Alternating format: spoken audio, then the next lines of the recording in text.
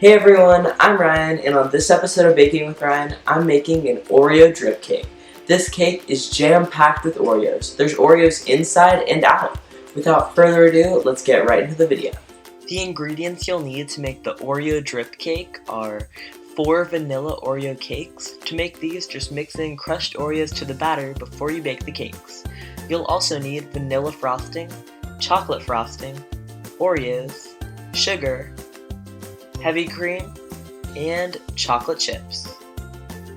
First, let's start off by making the simple syrup. Start off by adding the sugar to a medium saucepan.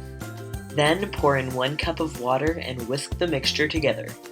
As you're whisking, turn the heat up to medium-high and bring the mixture to a boil. Once the simple syrup is boiling, take it off the heat and let it cool for 5 minutes. Now that the simple syrup is cooled, pour it into a squeeze bottle using a funnel.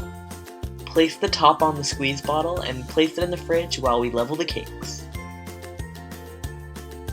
Today I'm using a cake leveler to level my cake layers, but what I also sometimes do is use a serrated knife and a ruler. Repeat this process with all 4 cakes. Next, shower the cakes using the simple syrup. This is going to keep your cakes extremely moist and they'll stay fresh for much longer. Then we can start the assembly process. Begin by spreading down some chocolate frosting on a cake board. Place down the first Oreo cake layer and pile on 2 scoops of chocolate frosting. Spread out the frosting using an offset spatula and be sure that the spatula doesn't come into direct contact with the cake. This will ensure that there's no crumbs in your frosting. Place down the second cake layer and repeat the process with the remaining cakes. Using a piping bag fitted with Wilton tip number 789, pipe stripes of white buttercream all over the sides and top of the cake. Once the cake is completely covered in frosting, smooth it all out using a cake scraper. This layer of frosting will be our crumb coat.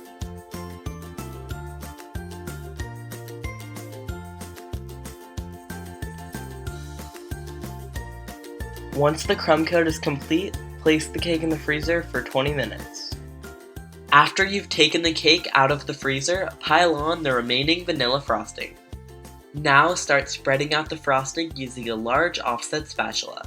Once you've frosted the top of the cake, start applying more frosting to the sides. It's always better to add more frosting than you need because we could just remove the excess later. Now that you've totally covered the cake in frosting, smooth it all out using a cake scraper. You can buy one of these on Amazon. I'll link it in the description below. Fill in any gaps with additional frosting and smooth it all out once more.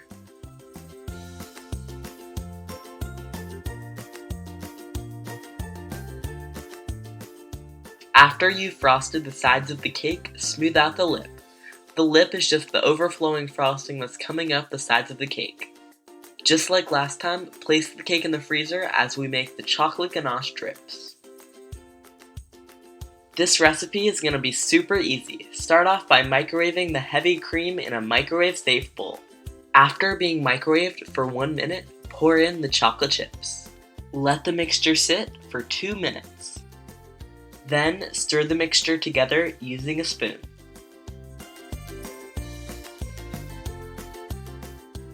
The finished ganache should look like this. Now, pour the ganache into a squeeze bottle. I use a funnel to ensure that there's no spilling. All you have to do now is put on a cap and place the ganache in the fridge. Once the ganache is fully cooled, start executing the drips.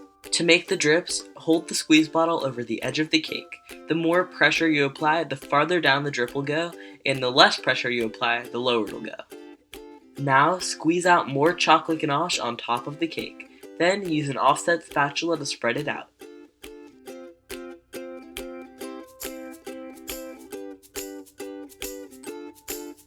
For the next step, I quartered some Oreos. After that, place the Oreos on the bottom edge of the cake. Finally, let's decorate the top. To make a super cool frosting effect, I'm adding half chocolate and half vanilla into my piping bag.